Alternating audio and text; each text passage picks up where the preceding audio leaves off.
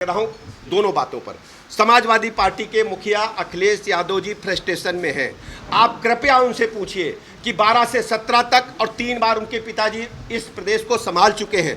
उस समय स्वास्थ्य विभाग का क्या हालत था, हमें अच्छी तरह याद है। अस्पतालों में तबेले खुल गए थे, गुंडागर्दी, अराजकता, दलालों का बोलबाला था।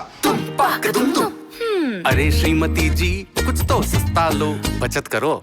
नहीं श्रीमान जी, सब बढ़िया लो, रहने दीजिए। इसमें क्या खास बात है? थोड़े में ज्यादा स्वाद, यही तो है इसकी खास बात। वाओ मामा, क्या स्वाद है। अरे मेरे राजा, हम दावे के साथ कह सकते हैं कि मोदी जी के नेतृत्व में, योगी जी के नेतृत्व में उत्तर प्रदेश की स्वास्थ्य सेवाएं बेहतर से बेहतर हो रही हैं। यह सुधारात्मक प्रक्रिया है। 17 में मात्र 17 मेडिकल कॉलेज सरकारी क्षेत्र में थे, आज 80 मेडिकल कॉलेज निजी और सरकारी क्षेत्र मिलाकर पूरी क्षमता के साथ काम कर रहे हैं। और आप मित्रों से कहता हूं, एक बार जाकर के यहाँ के कानपुर के अस्पताल तुलनात्मक अध्ययन करिए। मैं ये मानता हूं सुधारात्मक प्रक्रिया है, रोज नित्य नए प्रयोग हो रहे हैं। हमारा रेलवे स्टेशन, हमारा हवाई अड्डा जो आज था वो कल नहीं रहेगा। हम बेहतर से बेहतर जो सुविधाएं हैं उनको करने का प्रयास कर रहे हैं। हर स्थिति में लोगों को बेहतर सुविधाएं देंगे। मरीजों का आंकड़ा बढ़ा है, हमारे पास चिकित्सकों की संख्या बढ़ी है, MBBS MD की सीटें 3 गुनी होने जा रही हैं। ये उनसे ज़रूर पूछिएगा कि आप अपना जो आईना देखिए, आईने की धूल मत पूछिए, अपना चेहरा पोंछिए। आपके चेहरे पर धूल है, आईने में धूल नहीं है। आईना पोंछने से काम नहीं चलेगा।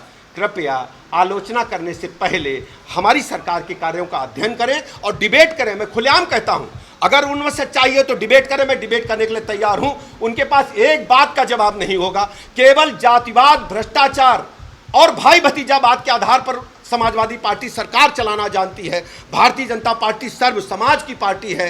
एक गरीब आदमी भी कह सकता है कि वो मंडल अध्यक्ष बनेगा, बूथ अध्यक्ष बनेगा, प्रदेश अध्यक्ष बनेगा, राष्ट्रीय अध्यक्ष बनेगा।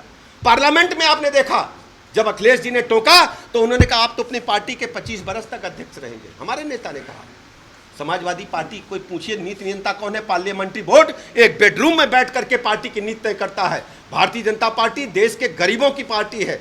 बूथ से लेकर के और केंद्र सरकार के कार्यकर्ताओं के मंतव्य को लेकर काम करने का काम करती है और पारदर्शिता के साथ, शुचिता के साथ भारत माता को आगे रख करके हम काम करते हैं। एक बात मैं और स्पष्ट कर दूं, भारतीय जनता पार्टी हमेशा कहती है राष्ट्र प्रथम।